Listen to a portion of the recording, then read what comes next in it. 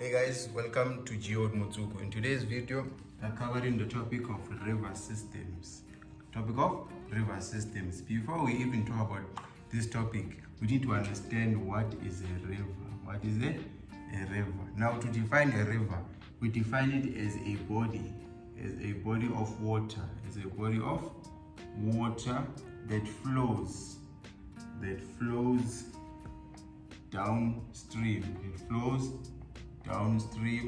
from the source to the mouth.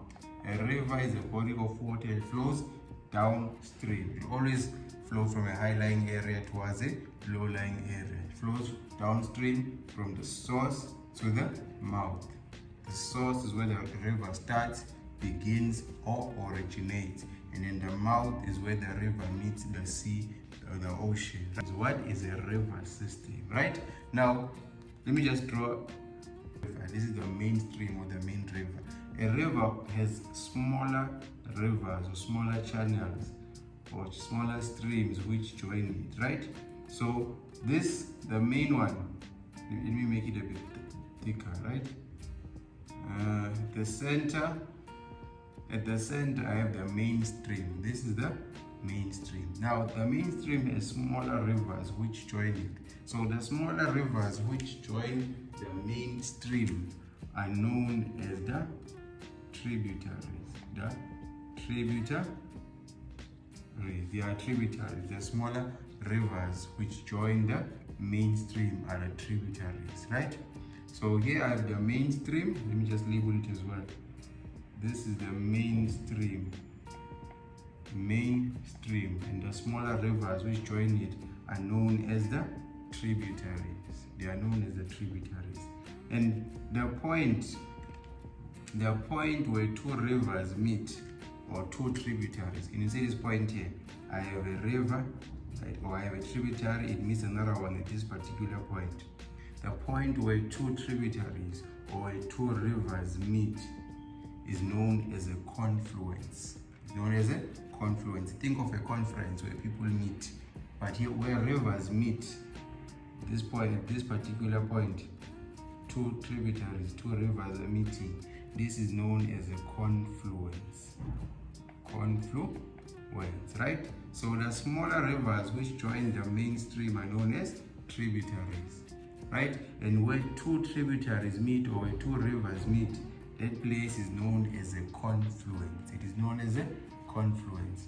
But remember when I defined rivers, I said it's a body of water flowing downstream, right? So it will always flow from an elevated area, from a high-lying area towards a low-lying area. So at this particular point, this is where the river is coming from. This is where it originates. This is where it starts, or this is where it begins. So the point where the river starts, begins, or originates is known as the source. It is the source of the river. Where it starts, begins, or originates, it's the source of the river. So the point where the river meets the sea, you see this point here? The point where the river meets the sea is known as the mouth of the river. The point where the river meets the sea is known as the mouth of the river. And if you look at the top part, the upper course of the river, this upper course and the middle course, we have tributaries, we have smaller channels which are joining the river. But if you look at the lower course now, we have smaller channels or smaller rivers which are branching out. They are no longer going towards the river like these ones. At the bottom, we have channels which are branching out or branching off. Now, these channels are not known as tributaries. They are known as distributaries. They are distributaries,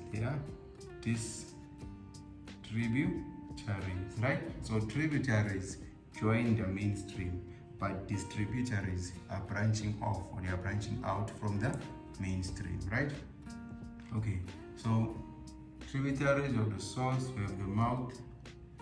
Okay, and now this entire area where we are finding our river system, where our river is flowing, right?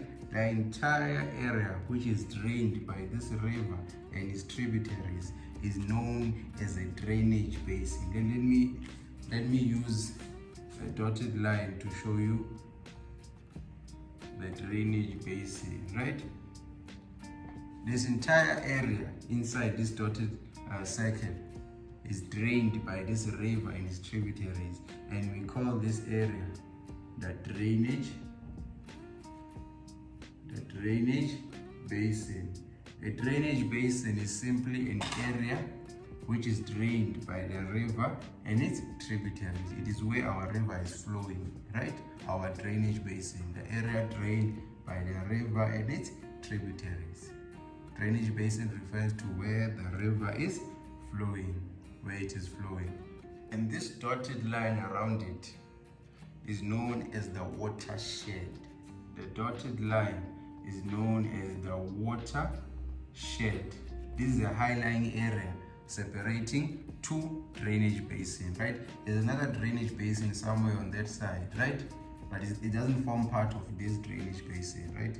There's another area which is drained by the river and its tributaries on the other side. And this high-lying area is separating the two drainage basins, right? So the high-lying area separating two drainage basins is known as a watershed. Within this drainage basin, within one drainage basin, we can have high-lying areas as well. Here's a high-lying area here.